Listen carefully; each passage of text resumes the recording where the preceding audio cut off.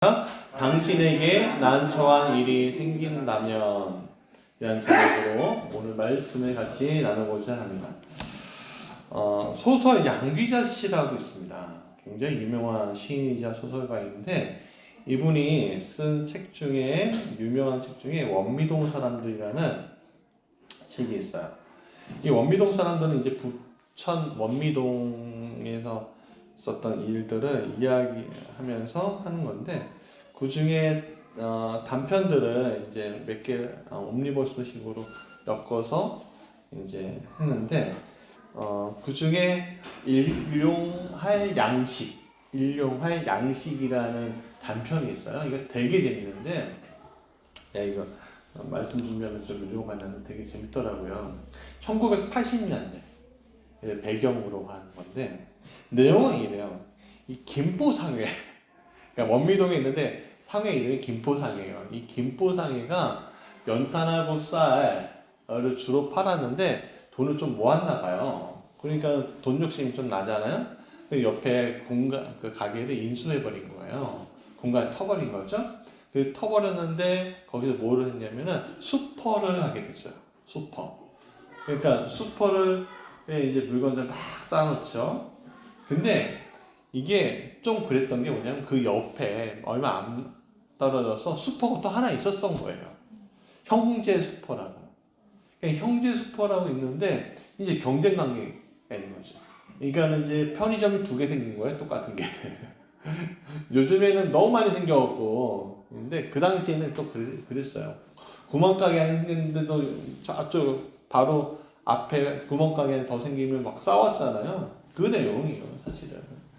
그러니까 이 슈퍼마켓, 슈퍼마켓이니까 이 열받잖아요. 형제 슈퍼 사장님이 그 옆에 가게 또 인수해고 쌀하고 연탄을 같이 이제 하는 거예요. 이게 어떻게 김포상회하고 김포 슈퍼하고 이제 형제 슈퍼하고 대결을 하는데 이마트하고 롯데마트하고 가격 경쟁하는 것처럼 계속 경쟁하는 거예요. 그러니까 맨 처음에는 이 원미동에 살았던 사람들이 그냥 쌀 사면 쌀이나 연탄이 필요할 땐 김포상에 가고 그리고 군것질거리나 뭐 그런 거 살 때는 생활용품 살 때는 형제 슈퍼를 갔는데 그런데 지금 상황 하는데 이게 곤란해진 거예요. 왜? 다 아는 사람들이잖아. 아는 사람들이니까 곤란해지는데 또 이게 문제가 뭐냐면 한번 이제 붙었으니까 어떻게 해요? 가격을 떨어뜨리는 거예요. 마진을. 그러니까 1980년도 지금이야 뭐 1,000원, 500원에 너무 이렇게 하진 않지만 그때는 500원, 1,000원 뭐 큰 돈이었잖아요. 200원 뭐 이런 거 큰 돈이었잖아요.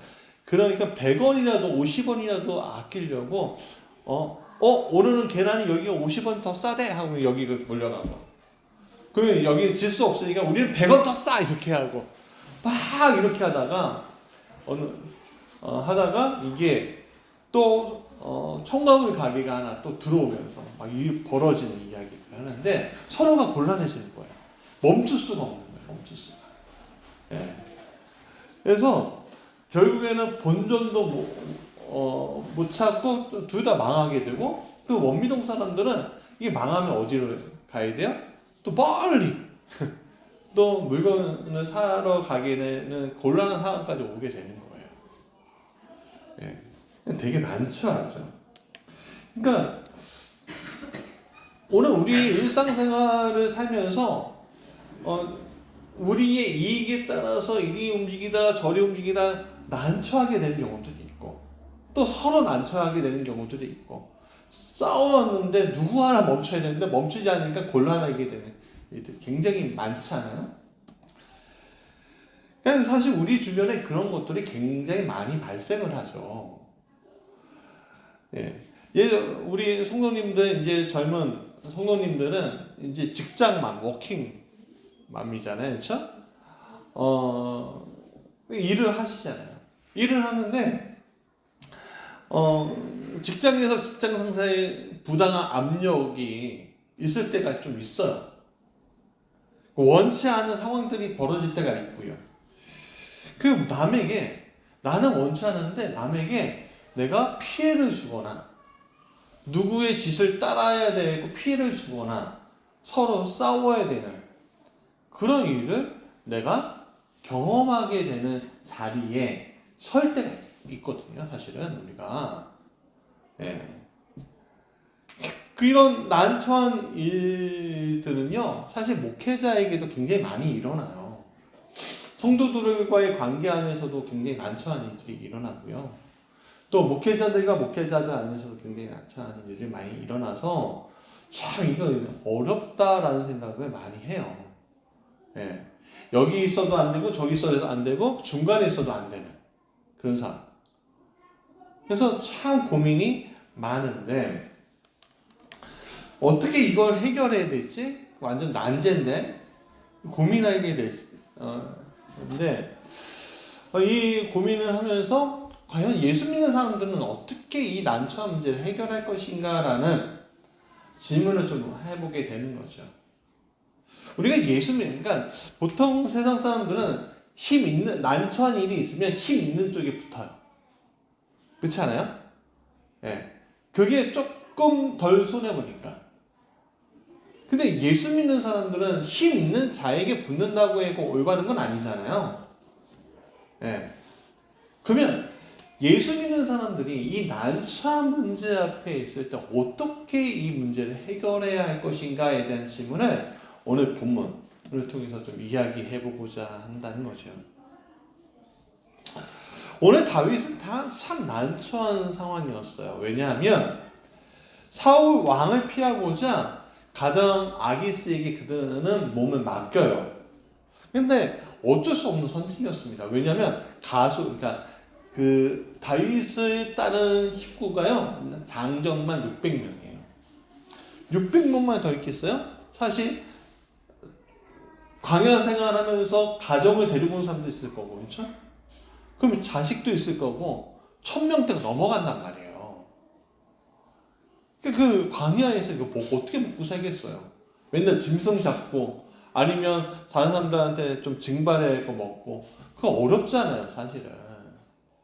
그래서 또 광야에 있으면 그 많은 사람들이 움직이기 어려우니까 사울 왕에게 노출이 됩니다. 노출이 되면 결국에는 사울 왕이 3,000명, 5,000명 이렇게 데리고 오잖아요. 근데 600명 대 3,000명 누가 이기겠어요? 객관적으로. 그렇죠. 3,000명이죠. 그러니까 다윗은 여기 있으면 그냥 죽는 거예요. 곤란해지는 거예요. 그러니까 자기가 생각하기를 가던 아기스한테 가면 저번에도 보니까 내가 미친 척하고 그 자리에 벗어나긴 했지만 나를 그렇게 나쁘게 생각하지 않는구나 생각하고 가던 아기스에게 가서 몸을 의탁해요. 그리고 용병 집단으로 그들이 사용을 받아요. 그래서 가드 왕이 사는 곳하고 조금 떨어진 변방 국경에서 그들이 있으면서 아기스가 생각하기에 그들의 다윗이 그들의 동족인 이스라엘과 원수 지는 싸움들 자주 하는구나 라고 오해를 만들어 놓고, 그러니까 속임수를 하고 아멜렉 쪽이나 그런 사람들하고 전투만 해요. 근데 이제 보통 전쟁은요, 옛날 전쟁은 언제 시작했냐면요, 추수가 끝난 다음에 시작했어요. 그러니까 아마 이때는요, 추수가 끝나고 군량도 있고 그리고 약탈하거나 뭐 그런 시즌이 된 거예요. 그 시즌이 됐을 때 이제 아기스가 다윗을 불러 올려요. 와, 나를 도와라. 다윗은 참 곤란했어요. 왜냐하면 자기는요 절대로 이스라엘 백성들과 싸울 마음이 없었거든요. 싸우는 것도 문제였어요. 왜 문제였냐면 600명 안에 12지파 사람들 다 있는 거예요. 그럼 칼 부리는 형제들에게 어떻게 해요? 형제들에게 되는 거나 마찬가지인 거예요. 형제를 죽이는 거예요. 만약에 그런 일이 벌어지면 다윗은요 이스라엘의 왕이 아니라 역적이에요. 이스라엘의 왕이 될 수가 없었어요. 역적이고 반란이고 여러 가지 문제가 일어날 수밖에 없는 상황이 벌어질 수밖에 없었다는 거죠. 그런데 그러면 만약에 아기스 왕의 명령을 안 따르고 그 성읍에 가만히 있었으면 어떤 일이 일어났을까? 보세요. 아기스 왕의 뜻을 안 따랐으면 이놈들 우리를 배신하려고 뒤에서 치려나 보구나 라고 생각하고 가드 왕은요 블레셋 군대를 이끌고 먼저 후방부터 쳤을 거예요.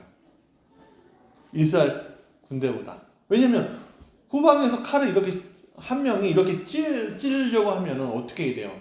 여기 10명 있고 여기 한 명 있으면 한 명부터 제거하고서 가야 되는 거잖아요. 그러니까는 다윗이 가만히 있을 수도 없는 거예요.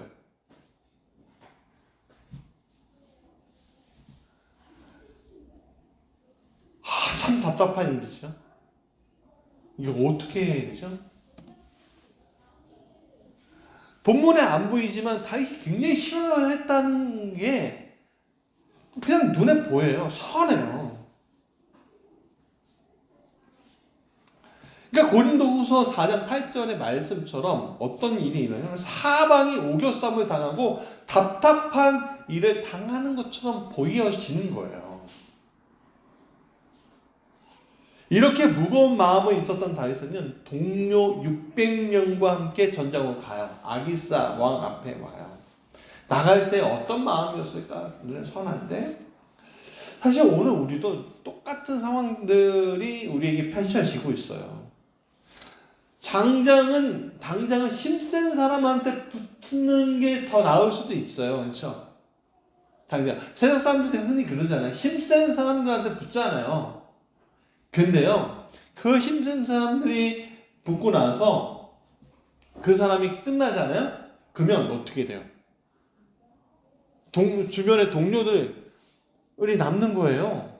그 동료들이 나를 어떻게 바라볼까요? 이 동료들이 원한을 품고 있는 이 동료들이 나를 가만히 두겠어요? 그렇지 않다고요. 생각해보세요. 우리 대통령 바뀌면 어떻게 돼요? 대통령이 야당에서 여당으로, 여당에서 야당이, 그러니까 정권이 바뀌면 아예 당이 완전히 바뀌면 어떻게 돼요? 그 자리에서 내려오게끔 어떻게 수를 막 쓰잖아요. 사람들이.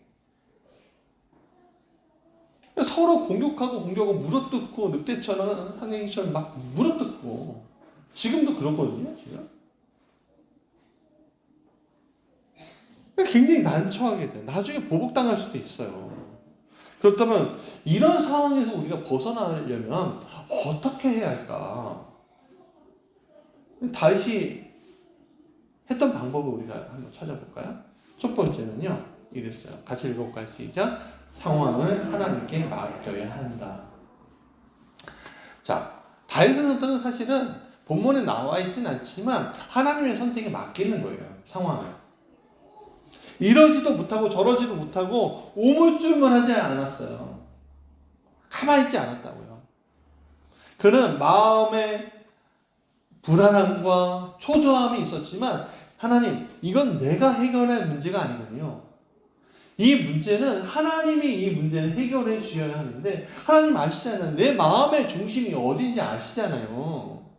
그러니까 주님, 이 문제는 주님께서 해결해 주셔야 되니 주님 우선은 아기스 왕의 말에 내가 따르겠나이다 하고 간 거예요.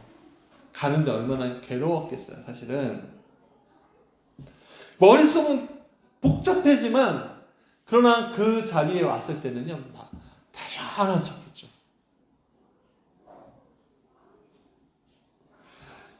하나님께서 난처한 상황에 던져 넣으실 때 참 우리는 이해하지 못할 때가 많아요. 하나님 왜 저를 이런 난처한 상황 가운데 놓이게 하셨어요? 혹시 제가 죄를 범한 건 아니에요? 제가 문제가 있어서 이 상황들이 나에게 허락된 거예요? 왜 그렇게 하시죠? 근데 사실은 그 다음의 문제는 우리가 이해할 수 없어요. 어떻게 하나님이 이끌어 나갈지 모르니까 당장 이 자리에서 내일 복 받는 게 아니라 지금 벗어나는 게 중요하잖아요. 그렇죠? 근데 그에게는 한 가지 확신이 있었어요. 나는 하나님께 기름 부음 받은 자다. 여기서 나는 끝나지 않는다. 그게 다윗의 마음 가운데, 중심 가운데 있었다는 거예요. 그러니까 가드왕 아기스와 동행하면서 그 자리에 오니까 블레셋 방백들, 블레셋의 여러 족장들이, 왕들이 이렇게 얘기해요. 이 히브리 사람들이 왜 여기 있습니까? 무엇 때문에 여기 있는 겁니까? 라고 하면서 깜짝 놀래버려요. 소문은 들었겠죠. 소문은 가드왕이 히브리 사람 그 다윗, 우리의 원수 다윗과 600명이 가드왕 아기스의 보호를 받고 있다. 변경에 있다. 그 얘기는 들었을 거예요. 근데 그 현장, 그 전장에 나왔다는 것 사실 자체가 너무 깜짝 놀라는 일이었던 거예요. 왜냐하면 여러분 전쟁에서 승패를 가르는 건요 작은 변화 하나예요.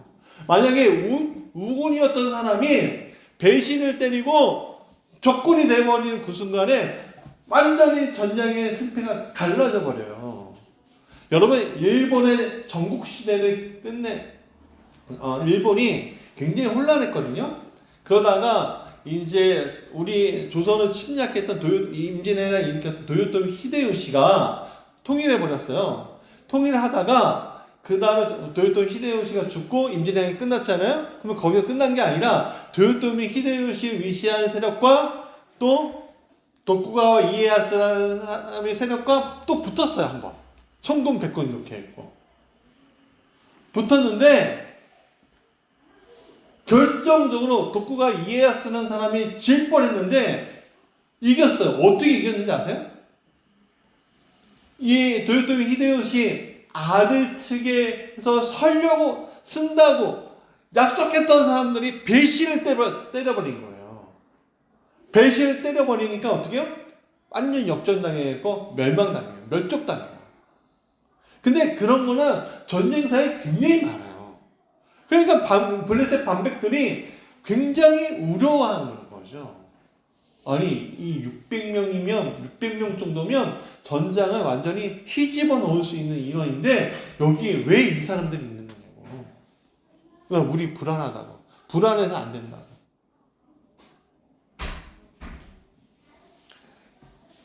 그런데 거기에 아기스가 다윗과 그의 무리들을 위해 변명을 해요. 자, 여러분 이 장면에서 우리가 하나님께 맡기는 게 얼마나 중요한지에 대해서 잘 나오고 있습니다. 만약 이 상황에서 하나님의 일하심을 믿지 않고 다윗이 자기의 주장을, 자기의 계획을 급히 서둘렀다면 다윗은 성공할 수 없었을 거예요. 그 자리에서 무사하지 못했을 거예요. 이런 예는 성경에 굉장히 무수하게 많이 나옵니다. 예를 들어 볼까요? 다니엘 아시죠? 다니엘 선지자. 그런요, 왕이 칙령이 내렸어요. 왕만을 예배해라. 왕만을 위해서 예배하고 기도해라. 근데 다니엘이 그 말을 들었습니까? 아니죠. 하루에 3번, 사람들이 다 보고 있는 데서 하루에 3번 예루살렘을 위해서 늘 습관처럼 기도했어요. 그랬더니 다니엘은 어떻게 해요? 굉장히 난처했지만 자기의 습관대로 기도하던 그 다니엘을 어떻게 해요? 끌고 와갖고 판결 내리십시오 왕이시여. 다윗이 이런 죄를 저질렀습니다. 왕은 말을 바꿀 수가 없으니까 어떻게 해요? 사자굴에 쳐넣어라. 다니엘은 그 상황들 그렇게 흘러가리라는 걸 알았어요. 굉장히 난처했지만 하나님의 선택에 맡겼어요. 자기. 우리 결과를 알죠?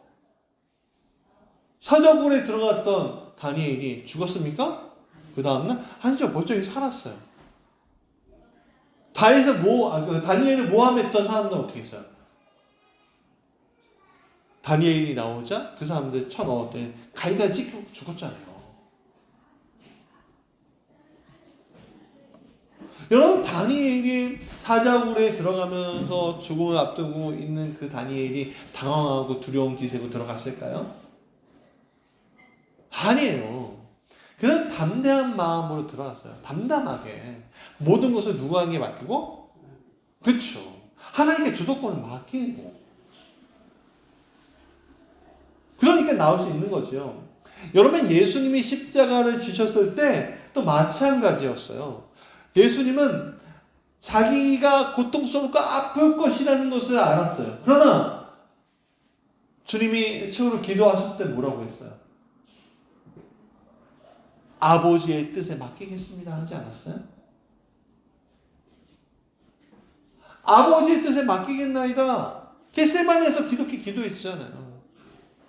그랬더니 십자가를 통과하는 과정은 지극히 고통스럽고 아팠지만 그러나 그분은 부활하셔서 우리의 영원한 소망이 되신 거 아니에요?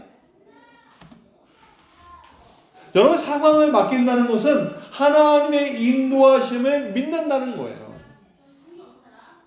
오늘 내가 난처한 상황을 처할 수 있는 것은 우리는 인정해야 합니다. 우리는 항상 그 인정부터 가야 돼요.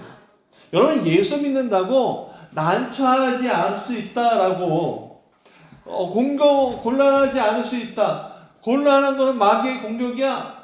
너희들이 죄를 지어서 곤란해지는 거야. 이렇게 얘기하는 사람들 말을 믿지 마세요.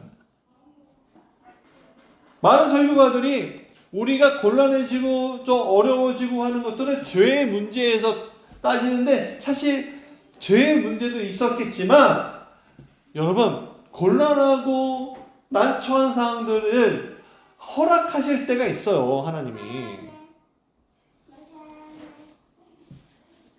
여러분, 예수 믿는 거는 곤란하고 난처한 상황들을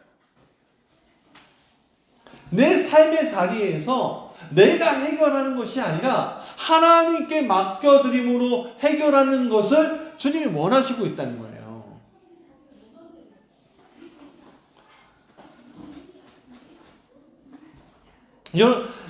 믿음의 선조들, 아브라함이나 야곱이나 이삭이나 야곱이나 모세나 그 다음 다 난처한 상황 가운데 있었잖아요. 바울도 그렇고.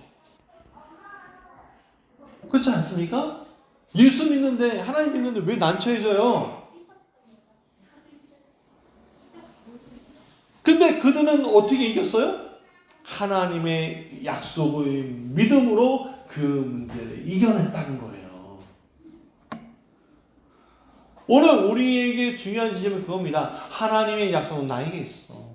하나님께 내가 나의 주도권을 내어드릴 거야. 그러므로 말미암아 나는 이 문제를 이길 수 있다는 믿음의 확신들이 우리에게 있어야 한다는 거예요. 그게 우리 믿음의 선조들의 모습이었다는 거예요. 그래서 두 번째 이거예요. 같이 읽어볼까요? 시작. 기도하라. 라는 거예요. 성경에는 다윗이 기도했다는 구절이 나오진 않아요. 그러나 수많은 예를 보았을 때 그는 위기 앞에서 꼭 기도했다는 사실을 잊지 마십시오. 나를 신뢰하지 않고 하나님께 신뢰를 내보내는 것은 바로 기도라는 겁니다. 위기 상황에서 우리가 기도할 때 장점들이 있어요. 첫 번째는요, 마음을 안정시켜줘요. 나 혼자 이 문제를 해결하는 것이 아니라는 확신을 주님이 주시기 때문에 마음을 안정시켜 주셔요. 두 번째는요, 실수를 줄여줘요. 우리의 마음이 떨리다 보면 우리는 생각 외로 말이나 행동에서 실수하는 것이 자주 생깁니다. 그런 내 마음속으로부터 먼저 기도하는 사람은 그 행동 하나하나가 기도이기 때문에 넉넉고 넘어지거나 하는 실수들이 없어지는 거예요. 자, 세 번째는 같이 읽어볼까요? 시작. 나를 멈춰주고 하나님께서 일하시게 만든다는 거예요. 여러분, 내가 아무리 움직일 수 없는 일이라도 하나님이 일하시면 역전될 것을 우리는 믿어야 합니다. 다윗은 이렇게 얘기했어요. 시편 23편 4절에 내가 사망의 음침한 골짜기를 다닐지라도 해를 두려워하지 않는 것을 주께서 나와 함께 하십니다. 주의 지팡이와 막대기가 나를 안위하시나이다. 이것은 그가 그의 삶의 순간에 어떻게 하나님께서 자신에게 역사하셨고 해결하셨는지를 잘 보여주는 구절이죠. 사랑하는 여러분, 난처한 일이 있을 때 1초라도 10초라도 1분이라도 3분이라도 기도하세요. 하나님, 지금 내가 어떻게 해야 되는지 모르겠어요. 하나님께 맡깁니다. 아니, 말 한마디 할 수 있잖아요. 하나님께 맡깁니다.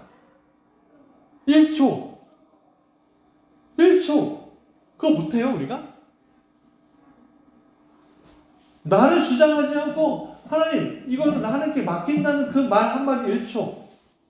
그게 우리를 살리게 될 줄 믿습니다. 세 번째 같이 읽어볼까요? 시작. 역전되는 것을 경험하라. 그리고 더 넓어져라. 다윗은 잔머리를 쓰지 않고 하나님이 이 위기를 벗어나게 할 것을 기도하면서 담대하게 아기스 앞에 나갔어요. 그러자 놀라운 일이 벌어졌습니다. 아기스의 방백들이 보고선 다윗이 배신할까봐 하지 못하겠다고 하고 결론적으로 아기스 왕이 다윗에게 사과하는 일에까지 올라왔어요. 그 다윗은 이스라엘과 싸우지 않아도 되고 블레셋에서는 사과까지 받는 입장이 돼버린 거죠. 여러분, 고린도후서 4장 8절과 9절은 이렇게 얘기합니다. 우리가 사방으로 우겨섬을 당하여도 쌓이지 아니하며 답답한 일을 당하여도 낙심하지 아니하며 박해를 받아도 버림받지 아니하며 거꾸리트림을 당하여도 망하지 아니하고라고 얘기하는 거예요. 이 약속이죠. 너가 우겨쌈 당하지 않아. 답답한 일 보일 거야. 그런데 너가 낙심되지 않을 거야. 박해를 받을 수 있어. 그러나 버림받지 않을 거야. 거꾸리트림 당하여도 너는 망하지 않을 거야. 걱정하지 마. 그게 나의 약속이야. 너희를 향한 나의 약속이야. 나를 의지하면 되는 거야. 그럼 여기에서 끝나는 게 아니에요. 10절이 중요해요. 10절 같이 읽어볼까요? 시작. 우리가 항상 예수의 죽음을 몸에 짊어짐은 예수의 생명이 또한 우리 몸에 나타나게 하려 함이라라는 거예요. 여러분, 내가 박해당하고 오겨쌈당하고 거꾸리트림 당하고 하는 모든 것들은 어떤 일이에요? 내가 예수 안에 있어서 경험되어지는 일들이에요. 그게 예수의 죽음을 짊어지는 일이에요. 우리가 예수님의 죽음을 같이 동참할 수는 없어요. 그렇죠? 왜? 그 시도 우리는 갈 수 없으니까. 옆에 십자가에 다시 달릴 수는 없는 거예요. 현실적으로. 그러나 우리가 영적으로 우리 지금 현장에서 오늘 예수님 때문에 예수님 안에서 내가 살면서 당하는 모든 어려움들, 강한 자에게 붙으면 해결될 것처럼 보이는 상황들을 하나님께 매달릴 때 하나님께서는 너희가 예수의 죽음을 몸에 짊어지고 있구나 라고 얘기하시는 거예요. 그럼 거기서 끝나는 것이 아니라 이것이 뭐예요? 이제는 예수의 생명이 또한 우리 몸에서 나타나게 하리라. 너희가 소금처럼 너희가 이 땅에서 썩어지면 너희가 빛이 되리라. 온유한 자는 복이 있나니 천국이 그들 것이다. 애통하는 자는 복이 있다. 위로를 받을 것이다. 박해당하는 자는 복이 있다. 하나님의 아들의 일컬음을 받을 것이다. 여러분, 세상에 사람들은 난처한 일이 있을 때는 그때 얘기해요. 타협하세요.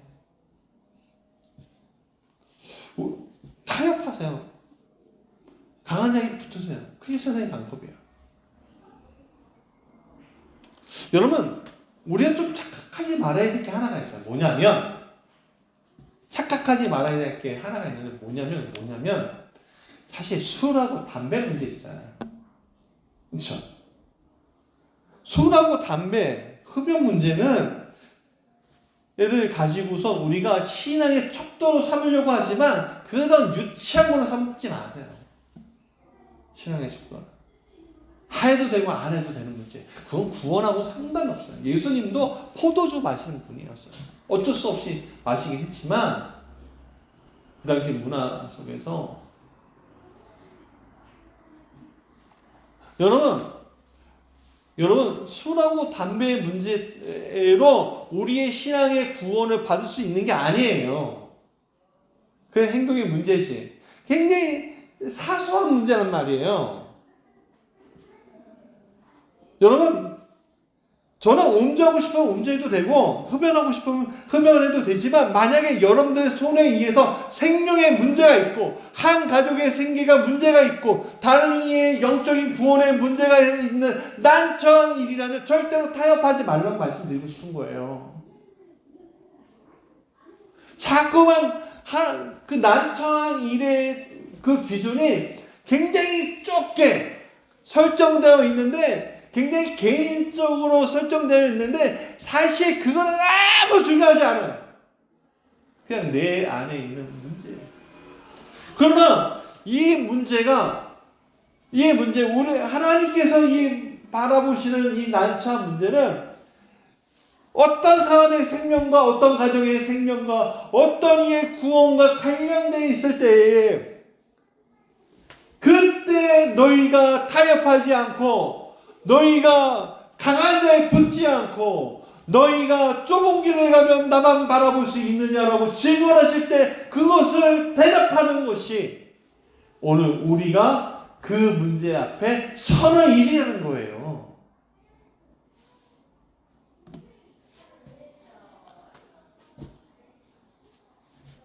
여러분, 장훈이라는 제일 좋고 야구 선수가 있습니다. 1970년대 진짜 끝발 날리는 사람이었어요. 일본에서.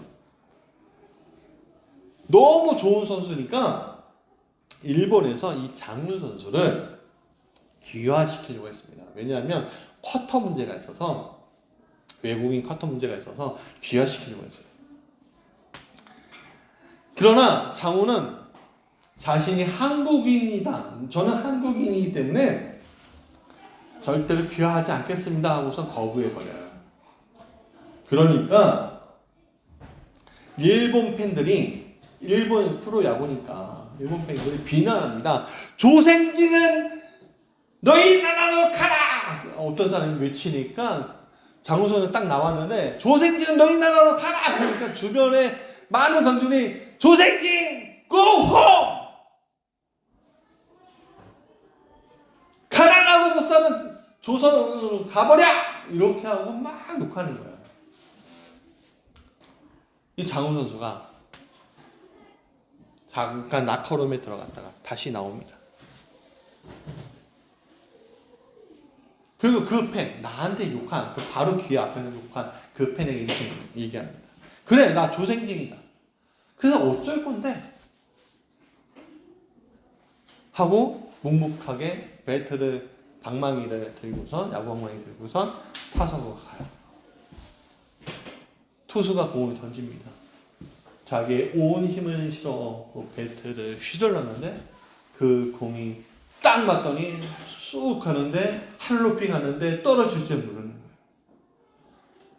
거예요. 그 공이 홈런이 되는데 담장을 살짝 넘기는 홈런이 아니라 장애로 날려버리는 홈런이 돼버리는 거예요. 비난하던 이 장훈이라는 사람이 조생진이가 놀리고 비난하던 한국으로 가버리라고, 조선으로 가버리라고 비난하던 그 사람들이 갑자기 열광하면서 장훈, 장훈, 장훈을 외칩니다.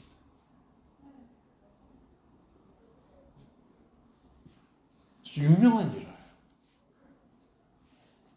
여러분, 오늘 우리는 우리 안에 예수 생명이 있잖아요.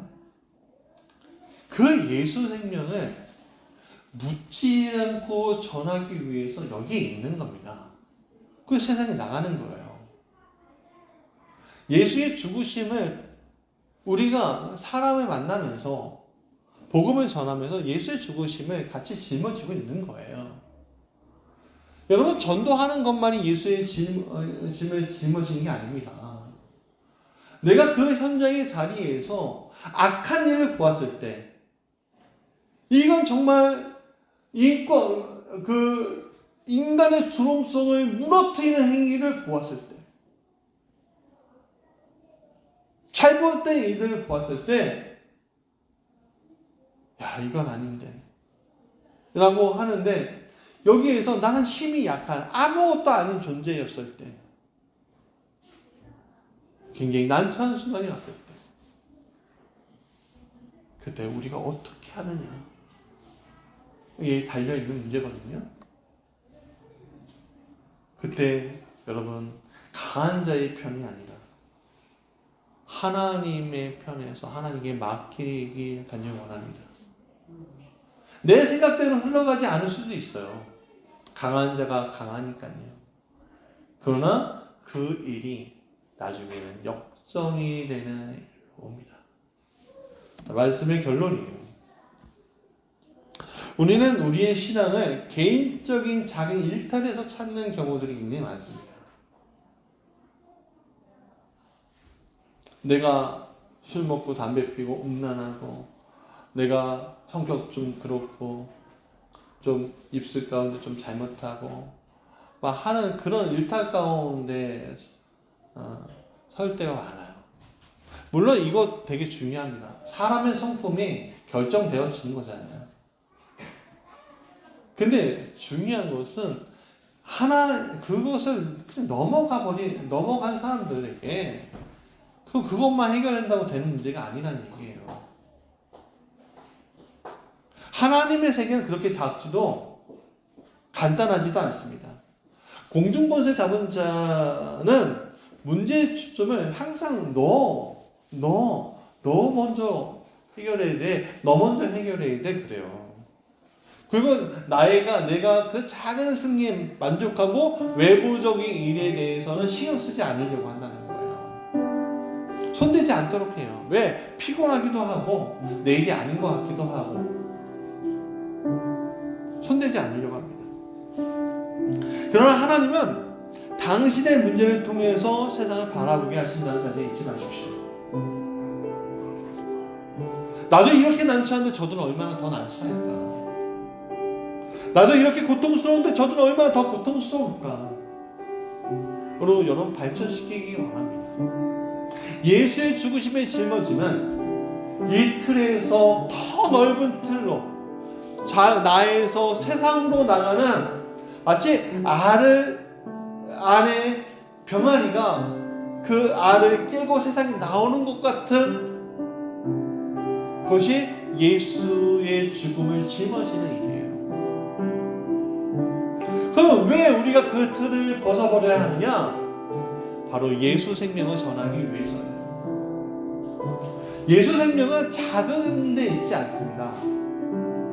예수 생명은 오늘 나에게만 국한된 것이 아니라 우리 가족에게만 국한된 것이 아니라 이 모든 세상에 해당되는 거예요. 저기 멀리 우크라이나의 문제, 미얀마의 문제, 아니면 우리 지역의 어떤 사람의 문제가 바로 오늘 우리의 문제가 될 수가 있어요. 여러분, 오늘 우리의 사회에 대해서 우리가 기독교인들이 외면하면 안 됩니다.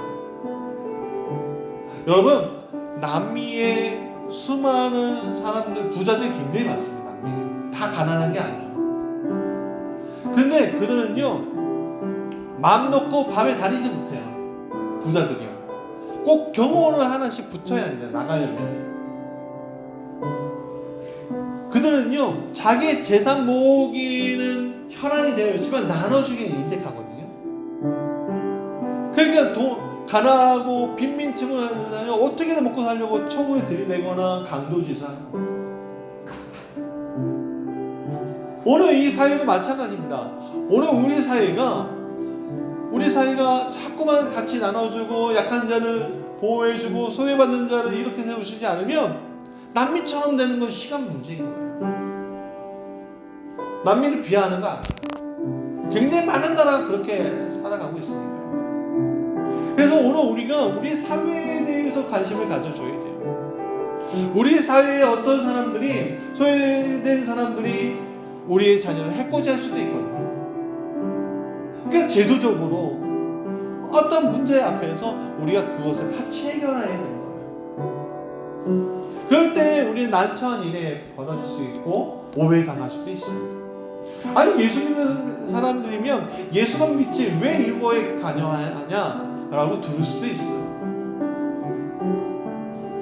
그러나 요한 웨슬레 목사님은, 감리교회 창신 요한 웨슬레 목사님이나 칼뱅이나 루터는 이 사회 문제 앞에 당당히 맞서서 문제를 역전시키려고 노력했습니다. 그 역전됐고요. 세상은 변했고요. 세상은 올바른 길을 찾아가기 시작했죠. 오늘 우리에게 난처한 문제들이 생깁니다. 하나님은 오늘 본문에서 다윗을 통해 이렇게 이해하시는 것 같습니다. 그 문제를 나와 같이 일하자. 너가 해결할 수 없는 문제니 나와 같이 일하지.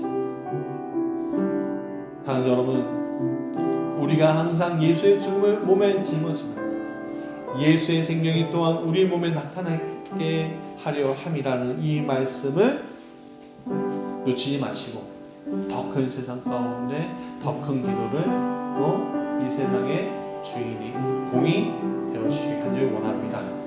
그럼 믿음의 사람들이 우리 무지개 교회 가운데 나타나길 간절히 원합니다.